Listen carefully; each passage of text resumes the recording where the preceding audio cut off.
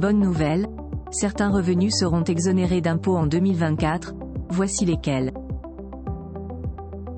En 2024, une exonération partielle ou totale d'impôts s'appliquera à certains revenus imposables. Il s'agit indéniablement d'une bonne nouvelle pour les contribuables concernés. Décryptage. Zoom sur les revenus exonérés d'impôts en 2024.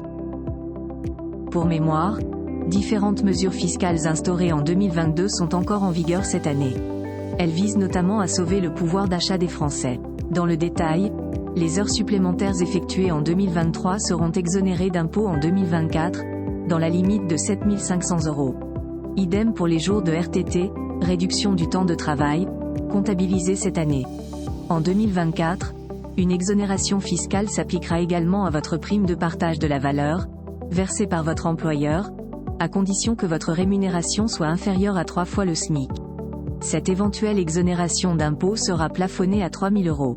D'autres revenus seront exonérés d'impôt en 2024. Cette mesure favorable s'appliquera aux salaires ou aux indemnités de votre enfant à charge en contrat d'apprentissage ou de stage étudiant. Dans ce cas, l'exonération fiscale correspond au SMIC brut annuel, 20 815 €. Si votre enfant est âgé de moins de 26 ans et qu'il a obtenu un job étudiant, sa rémunération sera exonérée à hauteur de 3 fois le SMIC brut mensuel, 5 204 €. En plaçant la participation aux bénéfices de votre entreprise dans le plan d'épargne salariale, PEE, par exemple, qu'elle propose, celle-ci sera exonérée à 100% en 2024. Idem pour votre intéressement, dans la limite de 75% du plafond prévu par la Sécurité sociale, 32 994 €.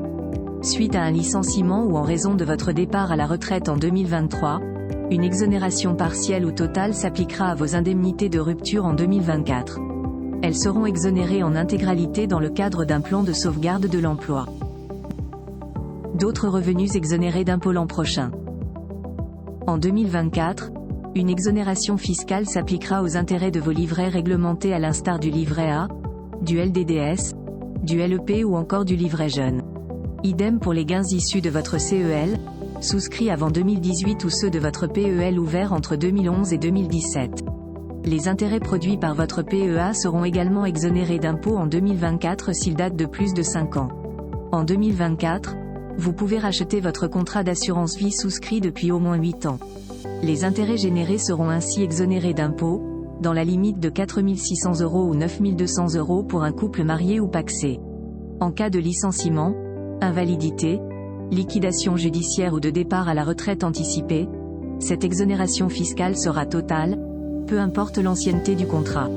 En respectant certains plafonds, vos loyers, perçus en 2023 dans le cadre d'une location meublée, seront exonérés d'impôts en 2024. En principe, le montant du loyer annuel réclamé doit être inférieur à 199 € le mètre carré en Île-de-France, contre 147 € le mètre carré dans une autre région. Dans le cadre d'une location de chambre d'hôte, vous devez respecter un plafond annuel de 760 €.